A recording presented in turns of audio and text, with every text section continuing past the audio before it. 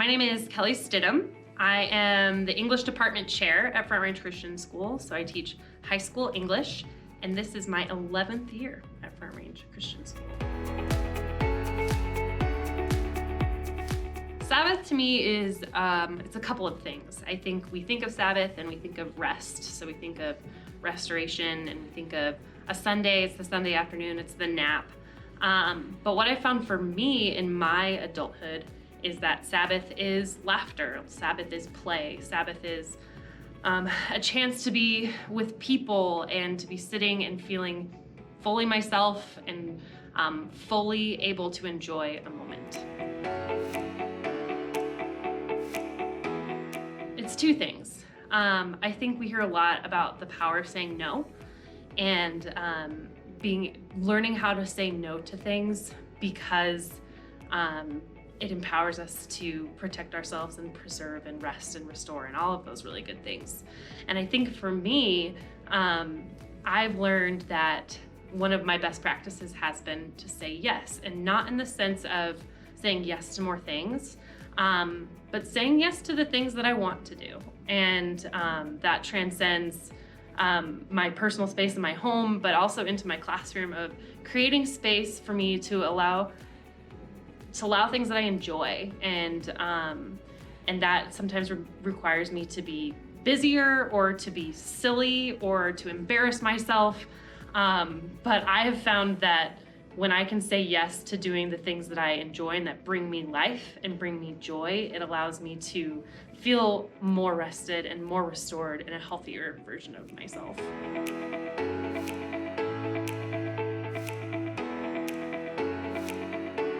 Yeah, when I think about this question, I think about 5 years into my teaching career, and I actually think I sat down with a couple of people. I think I sat down with Mr. Taylor, Mr. Cooper, and Mr. Spector, and lamented the idea of being a teacher that has a really respectable ethos, and people want to sit at their feet and listen to what they have to say because what they have to say is wise and good, but also being the teacher that was myself and was a little bit goofy, was a little bit weird, enjoyed a little bit of chaos, liked when kids were out of their seats doing things, and it didn't feel like I could be both.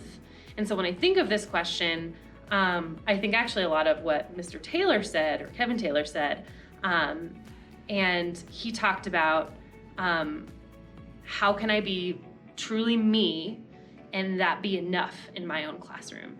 And as I've thought about that, and I've thought about the balance between work and play and rest, it has been just that. It's been being myself and allowing myself to be weird and ask my kids to do absurd things and celebrate small moments in my room. That has created a culture where they can trust me and we can have those big lofty conversations. But also we can read the room and know the moments where we can laugh or do something more lighthearted or recognize the goodness in a quote wall that's hanging up in my room, or a silly sentence that someone writes on the board. It can be a both and not an either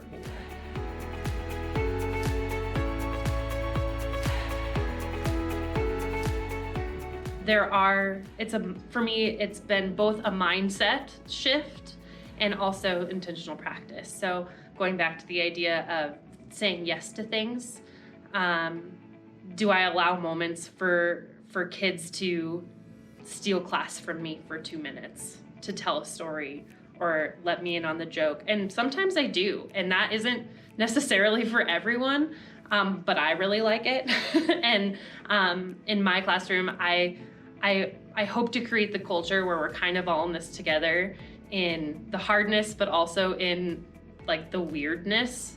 And so it has created, having foot races down the hallway in an off period, which technically we're not supposed to do, but we've done it.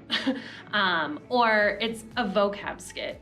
There's the legendary vocab skits that happen every week in our freshman through senior classrooms. And that started when I taught 7th grade, and it was trying to get squirrely 7th graders up and out of their seats and doing something fun. And then I figured out that, seniors like that too. And it's when I have students come back and talk to me about their time in my English class, if it's not one of the first two things that they've talked about, I don't know that I've ever met that student. So those are just a few of the choices that I've made in my classroom.